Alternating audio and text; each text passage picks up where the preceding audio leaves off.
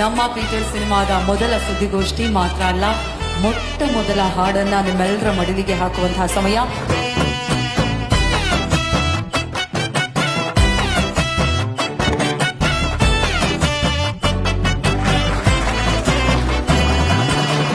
ಸುಂದರಿ ಭೂಮಿಗೆ ಚಿದ ಚಂದ ಚಿತ್ರವೇ ನೀನು, వందనం చాలి చెడుదియ చారుదనియే నిన్ను తాకి తాకమంటూ మానవయ్యారించుకుంది అడతెప్పం నీందుం కమలి ఎంద నుసుర ఉరంజదన్న